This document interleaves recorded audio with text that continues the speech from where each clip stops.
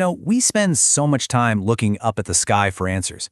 But what if humanity's greatest secrets aren't written in the stars, but are actually buried deep beneath our feet?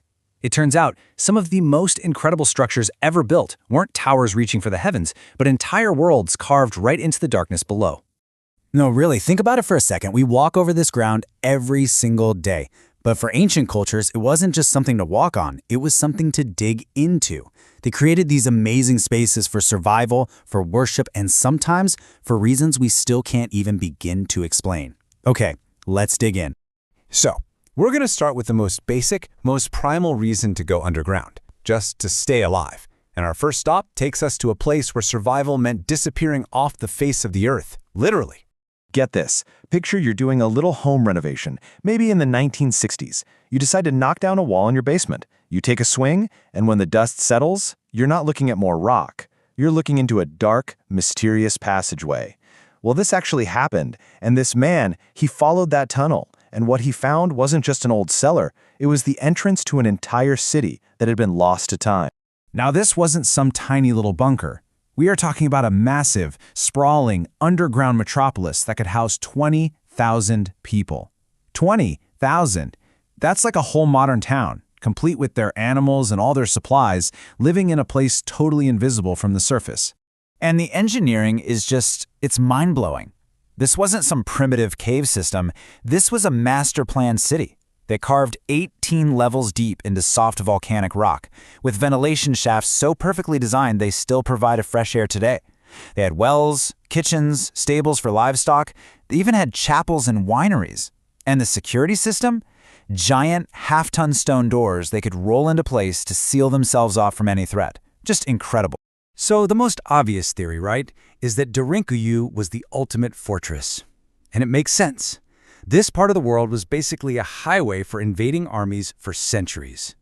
Being able to just vanish underground with your entire community, well, that would have been the greatest defensive strategy imaginable. But here's where that simple explanation starts to get a little shaky. If this was just an emergency hideout, a place to wait out a siege for a few weeks, why would you waste precious space and back-breaking effort on things like wineries and chapels? Those aren't exactly essential for short-term survival. It suggests they were planning to do more than just hide. They were planning to live. And that leads us down a different path. So what if going underground wasn't just about protecting the body, but about connecting with the soul? For that, we're going to jump from Turkey all the way to the Americas, where these subterranean spaces had a completely different, almost mystical purpose. So fast forward to 2003. A massive rainstorm hits the ancient city of Teotihuacan in Mexico, and the ground suddenly collapses near one of its main temples. An archaeologist lowers himself into this new hole and realizes this isn't a natural sinkhole. It's the entrance to a man-made tunnel that had been deliberately sealed up for almost 2,000 years. And what they found inside was just, wow. This was not a place for people. It was a place for gods. The tunnel was packed with thousands of precious offerings, jade statues, beautiful seashells. The walls themselves were coated in powdered pyrite, fool's gold, so that when you brought a torch in, the whole place would have glittered like a galaxy of stars. And then, at the very end, they found pools of liquid mercury. Liquid mercury. I mean, why on earth would you go to all the trouble of collecting this toxic, heavy metal and pouring it into chambers deep underground? Well, the leading theory is that it was purely symbolic. Those shimmering, silvery pools were meant to be a representation of the sacred rivers and lakes of the underworld. It was like a mirror, a physical boundary between the world of the living and the realm of the dead. And this just lays it out so perfectly, doesn't it? You have Derinkuyu on one side, a totally practical city, built for physical survival. Then you have Teotihuacan, a purely symbolic ritual space. A cosmic landscape that wasn't built for people to live in, but for priests to walk into the heart of their mythology. But what if you could take that ritual idea even further? What if the underground space itself wasn't just symbolic, but was actually designed to be an experience, to directly mess with your mind? Well, up in the Andes Mountains of Peru, at a place called Chavin de Huantar, we find tunnels built to do exactly that. Okay, try to imagine walking through these places. You'd be squeezing through these tight, narrow passages that would then suddenly explode into these huge, dark, confusing chambers. The acoustics were engineered to be totally disorienting, to make sounds echo in really strange and unnatural ways.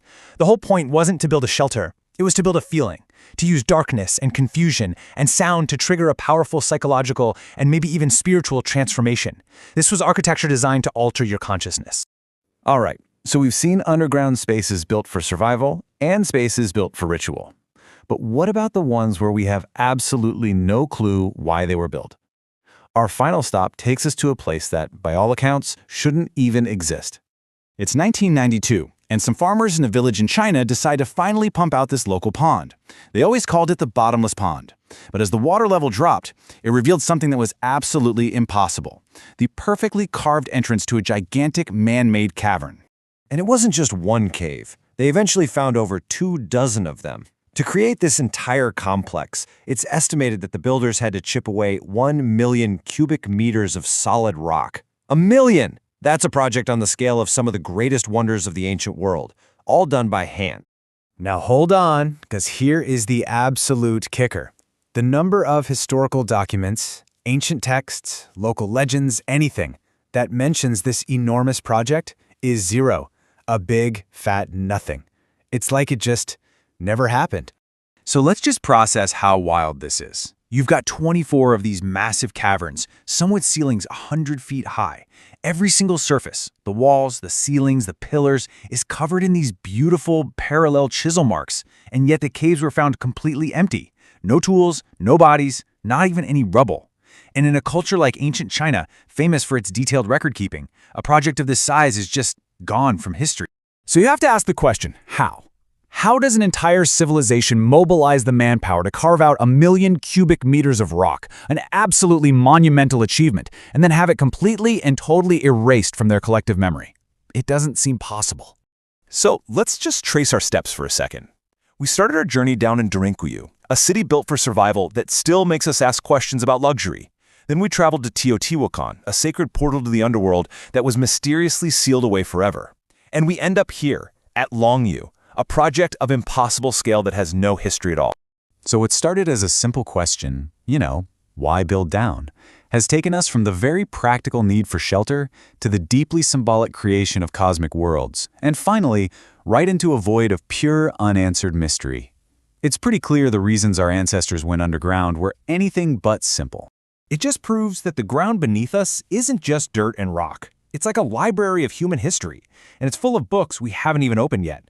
And it really makes you wonder, if all of this was found pretty much by accident, what else is still down there, hidden in the dark, just waiting for the right person to knock down a wall or drain a pond?